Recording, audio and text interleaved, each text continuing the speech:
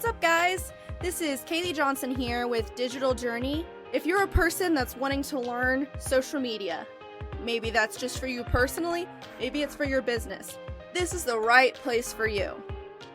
Well, guys, I'm super pumped today. We have Christian Hammer on the show. Thank you so much for coming on. Kaylee, I'm super excited to be here. It's going to be a fun time. Yes, I'm excited. So Christian has an amazing history. I'm really excited to get to hear more from him. He's a lifelong artist, as you can see if you're watching on YouTube with some of the stuff behind him. A trailblazing entrepreneur, a visionary technology executive with an illustrious 30-year career. From orchestrating digital transformations to founding direct-to-consumer businesses, Christian's journey has been nothing short of extraordinary, leaving a market industry giants like Nike, AppNexus, and Wayfair. He's currently at the helm as the CEO for Vala AI.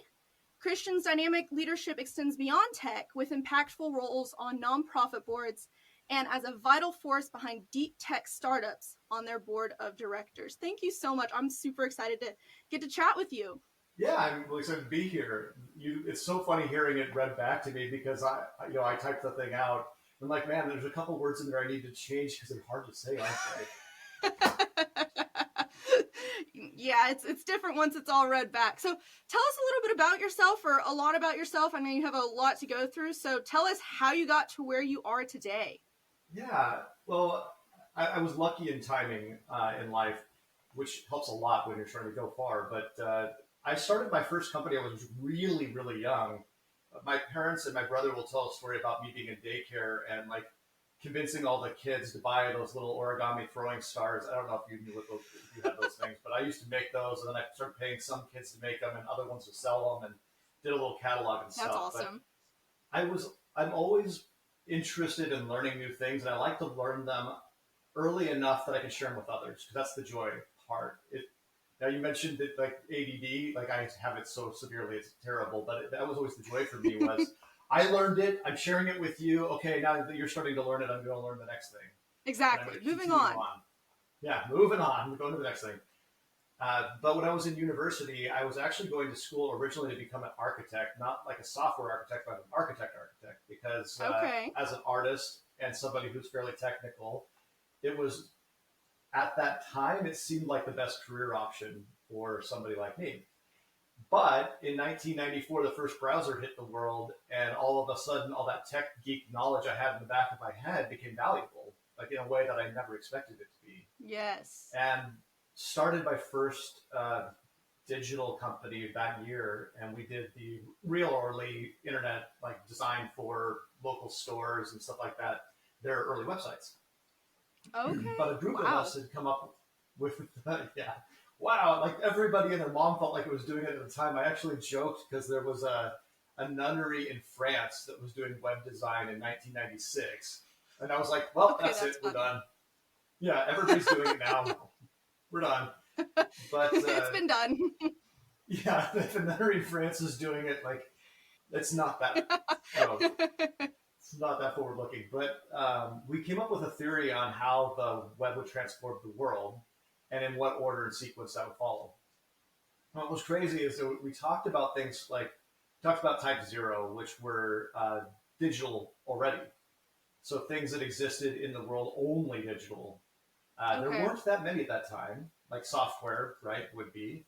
But type 1 was what was really interesting to all of us, and that was things that existed digitally but weren't sold digitally.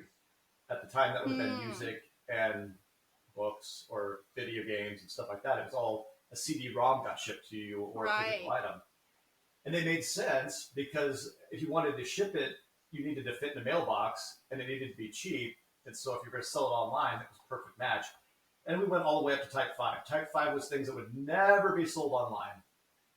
Here's the fun part. In 2019 and 2020, I bought every single one of those type 5 things online. That was live animals. We bought a horse and imported it from the Netherlands. Homes, we bought one and moved into with never seeing it. Cars, bought a Tesla, we bought it online. And furniture, I was at Wayfair at the time, so of course, like I bought my furniture online. Yes, big focus there. But yeah. But as time went on, I had a lot of opportunities to do some fun things. And by 2001, when the dot-com bubble burst, I'd had a couple of really good successes. And then 2001 Wow. happened, and we all didn't.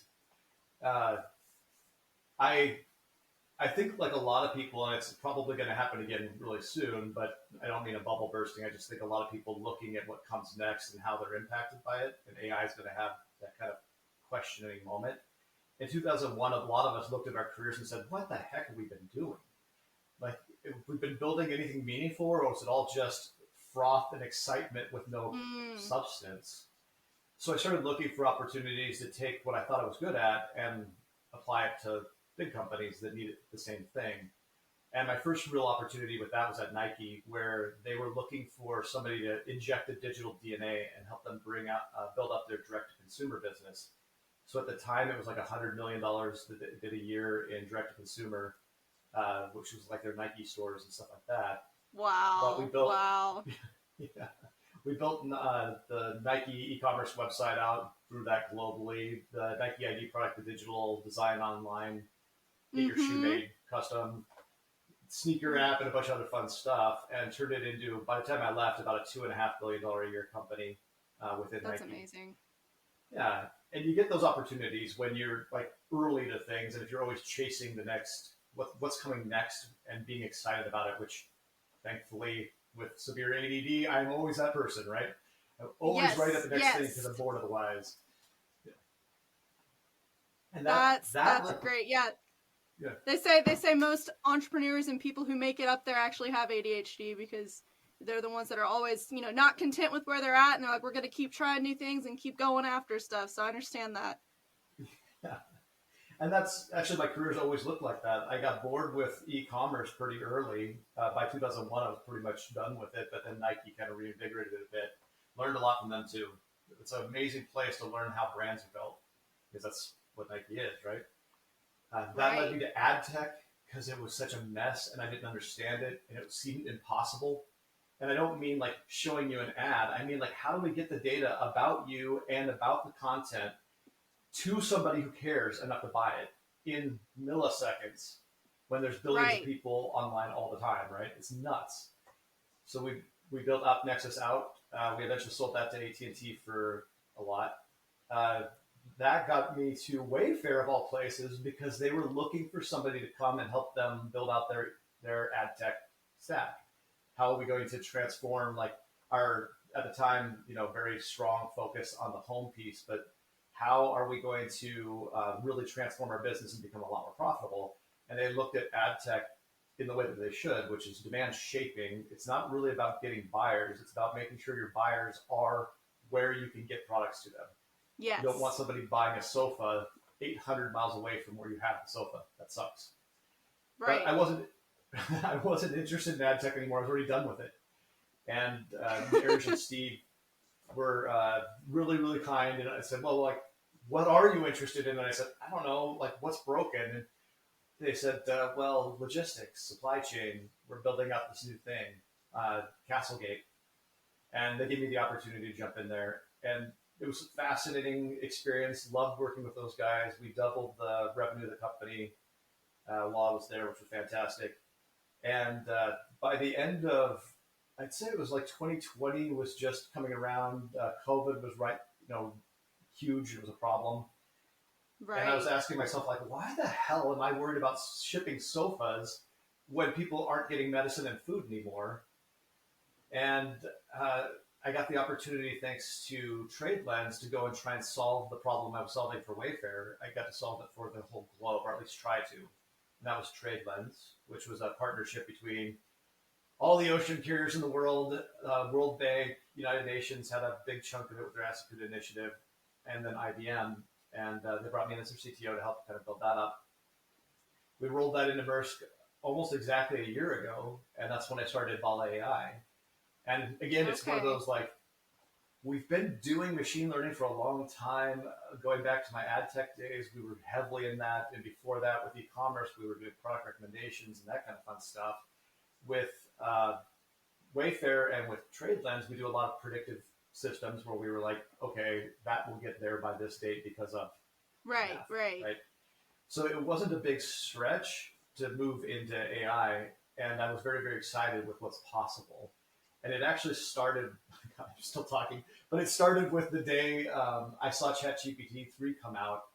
And my initial reaction was, oh my God, my career's over. Everything that I've done my entire life can now be done by the machine. I And think then, that was a lot of people's reaction. yeah, yeah. A second later, though, I went, wait, that's great. That's a fantastic thing because I'm just a translator between the wants and needs of people and what they want the computer to do. Why do we need a translator? Why can't we just tell the computer what we want? And that's actually the premise that we have with Vala AI and how we're trying to fix a lot of what happens in enterprise technology. And I say that the real impetus for that was my wife, who's got alphabet soup after her name with advanced degrees and certifications, all that stuff. But the vast majority of her career is really managing technology that is supposed to enable Yes. her, but it doesn't. It holds her back. Mm-hmm. I'm like, well, how does she fix that? Well, she comes to somebody like me as an imprecise translator to the computer. Like, let's get rid of that. Let's get her right to it. And now we're here. Yeah, I know. I remember when ChatGPT came out, and at that point, I was working as an intern for a company doing their social media, and I was writing the content, and I freaked out. I was like, oh my goodness, are they going to replace me? I was like, now they could just type it all in. But, I'm a firm believer that, like, subconsciously people can tell if something's completely AI written or if something has that personal touch. And so to me, you can read it and you might not be like, oh, that's AI. But if you think about it or you dissect it, you're like, this does not sound fully like normal speech, And so it's like, okay, our human jobs are still needed. And I know, especially in digital media, so many people, before I started my business, I was looking into going into marketing, and everyone was like, no AI, no AI. And I was like, but AI is helpful. Yes, it can be abused, but it can save so much time and help generate ideas. And I'm like, don't disregard it completely just because it's a newer thing and some people view it as scary. It can really help. We all know that social media can be overwhelming. You think it takes so much time. You look at all these amazing creators who are doing insane viral posts and think, how can I ever measure up to them? The good thing is, you don't have to. Your point for being on social media is probably to earn money. You want to increase your sales, you want to gain more clients so that you can have more free time to pour into your clients, to pour into your family. Digital Journey can help you with that. We have a group coaching program targeted specifically for people who are overwhelmed with social media. It's really not as complicated as you think. We can teach you how to spend 15 minutes or less a day on social media so that you can gain more clients and you can up your sales. So if you want to learn more, you can go to digital-journey.net, and we'd love to help you out. Now, back to the episode. Yeah, especially when you're early, right? Because when you're just a solo entrepreneur building your business from the ground up, you need every bit of leverage you can get. And that blank page problem is terrible in marketing. Like, what are we going to do? Yes. What's it going to say? Yeah. Exactly. And I love it even just for generating ideas. I'm like, I am stuck and I don't know what to write about. Give me some prompts, and it, at least gets my brain moving then versus staring at a blank page. So you've been involved in the advertising world and AI. How do you think AI is going to continue to impact the world of advertising? I think that you actually touched on the first place it'll impact it, which is on the generating the ideas. It's like anything else. When you're online, you've got the opportunity to be in front of millions, if not billions of people fairly rapidly. And that gives you the opportunity to do something that in a lot of places we've done for a long time, which is the A/B multivariate testing of, hey, does this work? Does this work? Does this work? And you can set up separate channels with that and have that being audited by something that's doing an analysis of how effective it is. So you can try many, many, many, many, many ideas and start to see which ones work and then start pivoting towards the ones that are more effective even faster. I think that that's where it starts to happen. I think that on the other side, there's a sentiment analysis, which has always been kind of broken, which is I used to use the example. I don't know if it's still relevant, but Nike at one time would have bought any online ad that mentioned Tiger Woods in it because he was such a big part of their Right, their right. role, right? But I said no, they wouldn't. Like they might buy it today because they don't know, but if it's an article about Tiger Woods getting divorced, they do not want it, Mm-hmm. right? But if it's about him, Difference there. right, if it's about him winning a championship, they definitely want it. They'll pay more for it. So you've got to be very aware of the sentiment of it, the context of it, and also who's interfacing with it.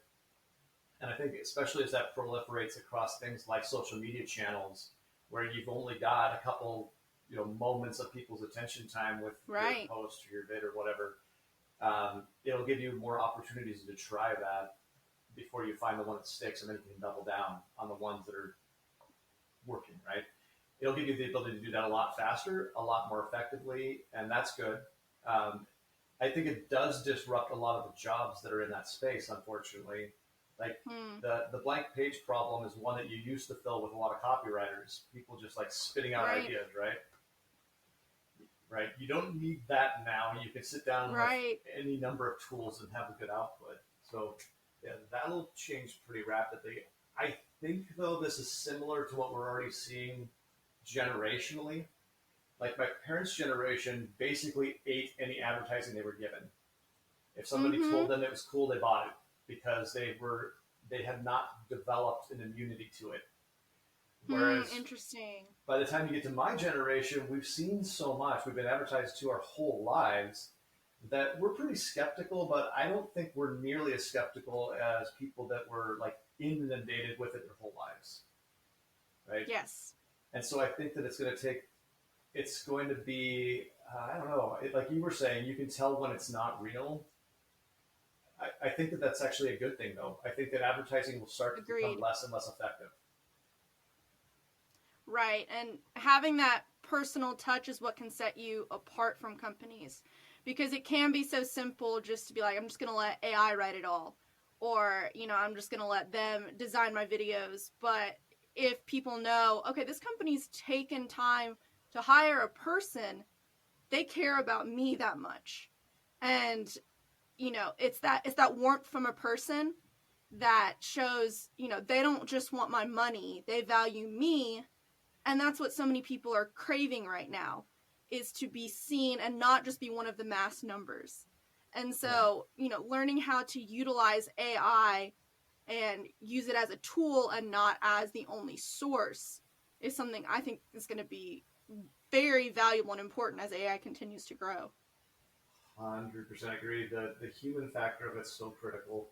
And I think you said the most important part in there, you took the time to care is the way I think about it.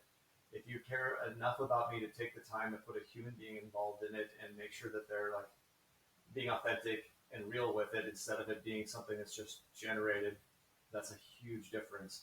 I hope that's what starts to happen. I, I like with the rise of social media, we saw a really disturbing trend in human interaction where people started, like it felt like you were always connected, but you weren't. Right. You, right? Right.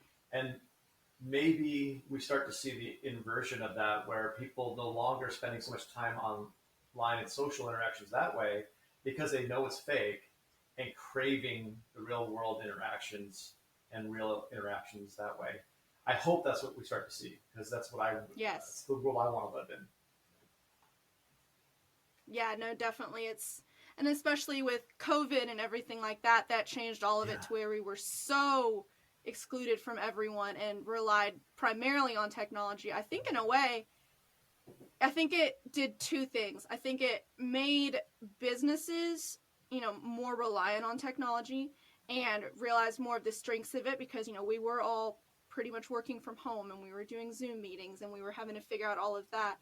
But then it made people think, okay, there is something different. And I miss going out and seeing my friends. And I miss grabbing coffee versus just FaceTiming because that in person aspect of it is so vital. So I think, as social media continues to grow, one thing that we talk a lot about is being authentic and, not putting on a mask or not doing something just because another company's doing it. But, our goal with social media is to grow your business so that you can reach more people, not just increase your money. So like valuing the customer instead of just valuing profits. That's the most. I feel sometimes completely disillusioned with the world that we've built around us. In the like my 30 years in technology, what we've built feels like the exact opposite of what we were hoping for and what we were trying to accomplish. We were trying to connect the world in ways that weren't possible before. We were trying to make it so that you could know about your friend and everything that they wanted to share about you. You could know about their day in ways you couldn't before. You had access to things maybe in your small town that you couldn't buy before because you get it online. But unfortunately, what we saw was like the giants arise and the main street of your little town disappears and people become isolated. Their whole interactions online. It's not with people anymore. And Right. for me, like I'm fairly introverted. I love working from home, but I still crave the interactions. Going out and meeting people. I go to conferences and things now just so I can be around human beings. It's like, hey, there's a Right. startup thing happening in Seattle. I'm just going to go talk to people in real life for once. And uh, it's surprising to me. I actually thought that we were headed down the path a long time ago, but it didn't go that way. And it's the unintended consequences of a lot of the decisions being made. And sometimes, and I think often, the unintended consequences were due to chasing money. Like, where is the money at in this? Rather than where is the connection in this? What's the human benefit to this? What's the value that we create for society in this? That got lost. And going back to that's exactly what's needed. Yeah. It's actually our original tagline for Vala AI. And it's still, I still have it on my screens, is we say we're setting human potential free. We're trying to do all the work that nobody wants to do. There's a lot of stuff in technology that's just janitorial work. And that's, I'm not trying to denigrate janitorial work, but most people don't want to be a janitor. Right. And right. when it comes to technology, there's a lot of stuff out there that nobody wants to do, but it needs to be done. It's bad sanitary behavior if you don't do it. I'm like, Right. cool, I hate doing those things. Let's automate that so that the people can actually go and do the things that they want to do. They can go and create and innovate. They can go build new and exciting things. Let's get all the garbage out of their way. Yeah, no, that's very true. Utilizing it to where you're not going to lose that human touch. So one last thing, what is one emerging technology that you think is exciting and why? I think the quantum computing space is really interesting and it excites me. Although I don't think it's the one that excites me personally the most. It's just one that I'm like, what's going to happen when all of a sudden, a lot of our technology is based off of encryption that's effectively useless once we have quantum computing that allows it to basically interrogate the entire world in one moment. But the one I'm most excited for personally is E-VTOL because there's so many. I live on an island outside of Seattle, and for me to get anywhere, I have to take a boat. I have to take either a ferry or I have to get on a boat and go somewhere. And I like boats, but it's inconvenient, right? And right. Seattle's also a bad traffic. I lived in Boston before that. Boston has bad traffic. It's very difficult to get from point A to point B quickly, and that, as somebody who's, like I said, fairly introverted, any excuse not to go somewhere, my brain will be like, not doing it because it's going to take me an hour to get there. I don't want to do that. 100% agree. Yes. So that one for me feels freeing. It feels like a way of being able to okay, the excuse is gone. Go do it. Yeah. No, that's very true. It's and eliminate those excuses so that, I'm an introvert also. So it's if there's a reason that I might not be able to do it, a lot of times I'll be excited about doing it beforehand. And then I'm going to be like, oh, wait, oh man, I can't do that now. So eliminating those things helps with that social aspect, at least for me. And I know other introverts also. So it also seems like it would be a lot less environmentally impacting because you don't have tires, being shredded into the waterways and all that kind of stuff, as well as it's just point to point straight lines, a lot shorter than roads going around to get to a location, right? So that one I'm very, very interested in. I've been excited for it since I was a little kid. And I watched the Jetsons on TV, and I was like, flying cars! I can't wait! Right? Still not here. I know. Oh wow. Well, thank you so much for coming on. This was a great conversation. It was awesome learning more about what you do and just the world of AI in general, because it can be overwhelming and people get scared of it and don't know where to look. So having that little bit of insight on it was fantastic. Where can my listeners find you if they want to know more about what you do? Yeah, there's a bunch of places. ChristianHammer.io is where all the press stuff gets posted, but it's also where I'm going to start posting just my general thoughts that have nothing to do with my company. Vala, VALA-AI.com is the company's website. CHammer1 on LinkedIn. I'm always available there. And actually, if you want to see my paintings, it's letter C-hammer.com, which go check them out if you want. I had a lot of fun with those. Amazing. And we'll have all of that linked down below. So thank you so much for coming on. I would recommend going and checking out his artwork. I saw a little bit of it. You can see the painting behind him, and even just from that little bit, it's beautiful. So I would check that out. So thank you so much for coming on. This was great to have you. Kaylee, absolute pleasure. Love being here.